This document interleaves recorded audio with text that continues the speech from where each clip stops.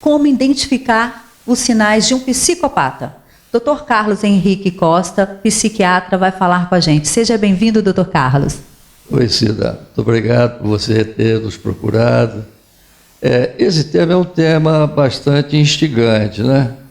Porque a psicopatia, o psicopata, é uma situação limítrofe, né? Ele transita entre a normalidade e a sanidade mental. No caso dele, especificamente, ele não se enquadra como doente mental, porque ele sabe o que está fazendo. Ele tem consciência do ato que ele pratica, das coisas que ele faz. É diferente de um doente mental que está delirando, que está alucinando, que está escutando vozes, está sendo influenciado por um quadro psicótico. O psicopata não, ele tem plena consciência dos seus atos. Agora, as características que demonstram que a pessoa é psicopata, uma delas marcante é a ausência total do remorso. E eles não têm compaixão. O outro, nada importa para ele. São narcisistas e só eles é que realmente merecem tudo. Então, para ele conseguir as coisas, eles tapeiam, eles dissimulam, eles fingem, se tornam sedutores, pessoas maravilhosas assim quando você vê. Mas quando acontece alguma coisa que o desagrada, ele age de forma psicopática. Ou seja, contra aquela pessoa que ele estava querendo se mostrar como uma pessoa boa. Entendeu? Mas de bom ele não tem nada. Porque ele é mentiroso, ele falta com a verdade, entendeu? Ele dissimula, entendeu? Enfim, ele quer atrair a pessoa para tirar algum proveito. E isso varia de grau e intensidade. Tá certo? Não são todos os psicopatas, têm a mesma intensidade da gravidade do problema. E o psicopata, ele já nasce psicopata. O psicopata, ele não se transforma em psicopata. Ele pode ter agravantes durante a vida dele se ele viver num ambiente que favoreça aumentar mais a psicopatia que ele já carrega dentro de si mesmo. Entendeu? Então isso aí pode agravar, mas ele já nasce psicopata. Dr. Carlos, o psicopata, ele pode matar? Nem todos. Nem todos os psicopatas são criminosos. Eles podem cometer ilícitos de mais diversas formas. Dar tombo nas pessoas, entendeu? Não cumprir com as obrigações, enfim, cometer coisas ilícitas. O ato criminoso, uma parcela deles comete. E geralmente são cruéis. Dr. Carlos, o psicopata criminoso que comete crimes, ele precisa de um acompanhamento psiquiátrico duro, né? Bem, a psicopatia não tem tratamento. Essas pessoas não melhoram. Você pode tentar, porque trata-se de um transtorno de conduta.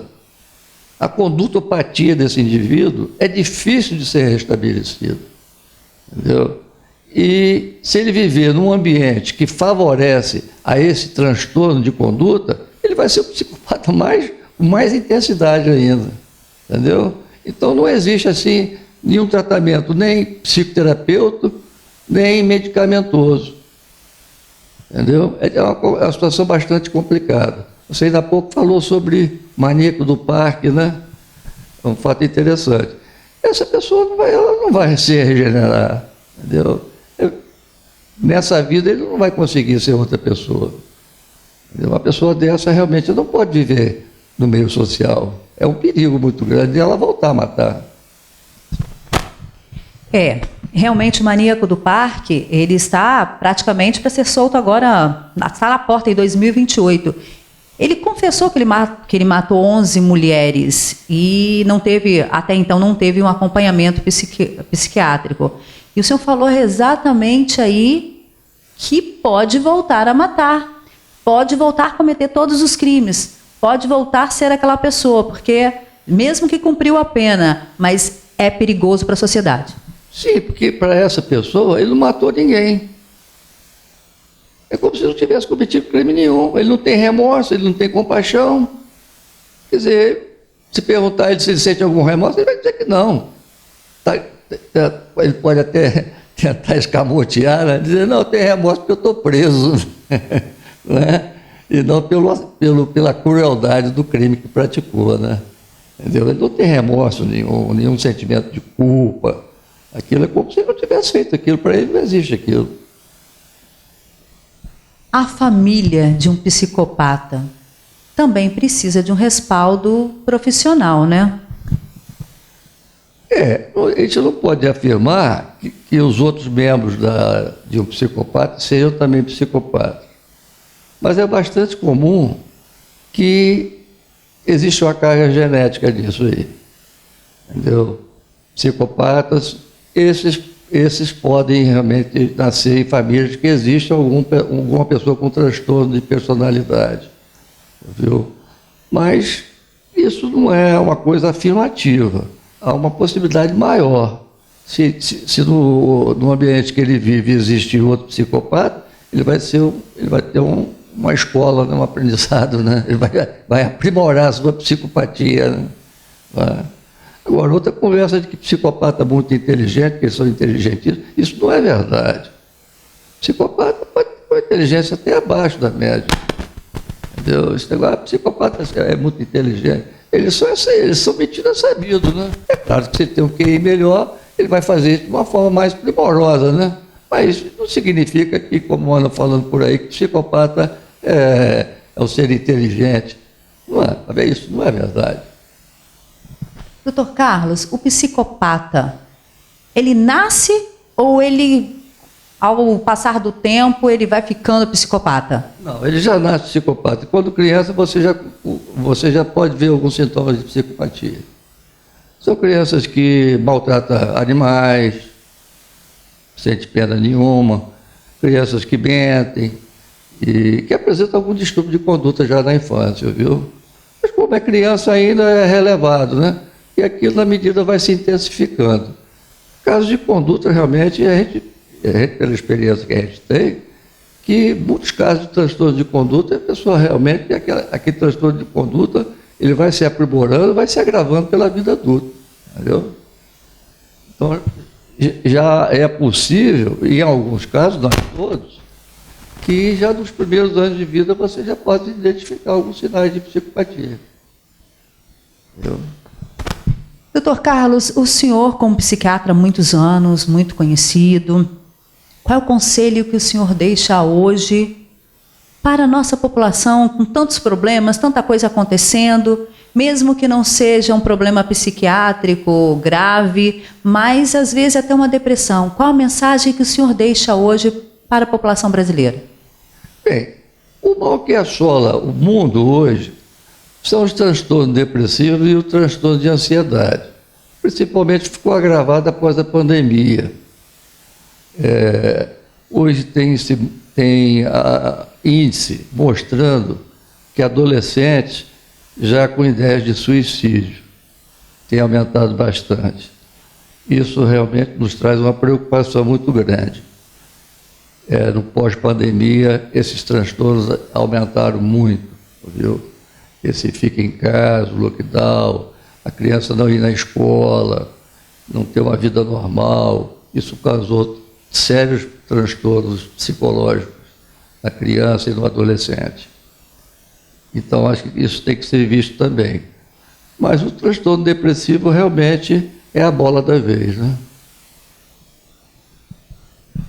Hoje, a situação realmente é muito grave. O senhor deixou, assim, bem claro e um ponto muito importante.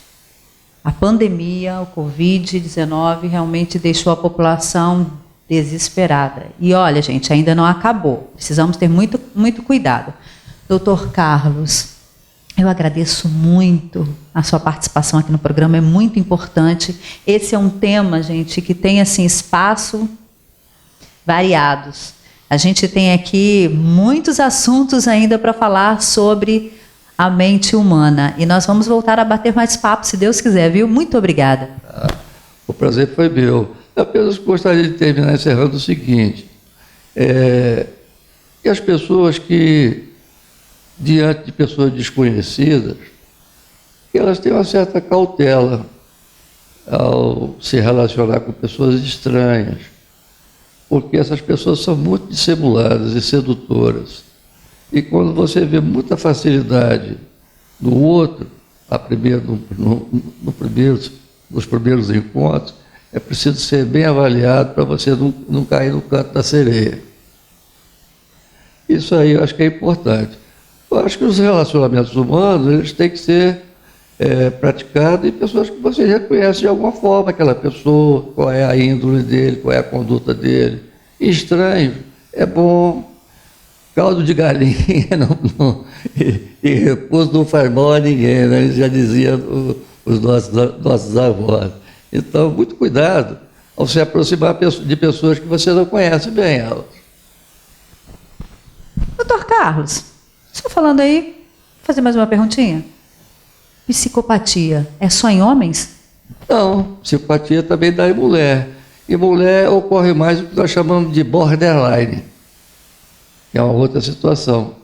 Ela é menos intensa do que o psicopata, mas é um transtorno de personalidade também. Essas pessoas têm muito medo de serem abandonadas, ou então de sofrer algum tipo de frustração. Quando sofrem qualquer tipo de frustração, elas se desesperam, entendeu? Ficam transtornadas. Se é o cônjuge que separa, a pessoa pode fazer até automutilação, entendeu? Enfim, são pessoas também que não lidam bem com a realidade, têm muita dificuldade de lidar com as frustrações. E o medo de ser abandonado, de ser rejeitado, é muito grande no borderline. Gente, o assunto é muito sério, é muito grave. Fiquem alerta, observe as suas crianças, observe você mesma, procure ajuda. É muito importante e é sério, gente, é muito sério. Mais uma vez, muito obrigada, doutor Carlos. Eu é que agradeço, Cida. Estou sempre à sua disposição, sempre que você precisar. É um prazer imenso. Ficamos por aqui. Tchau. Olho a Olho, com Cida Campos.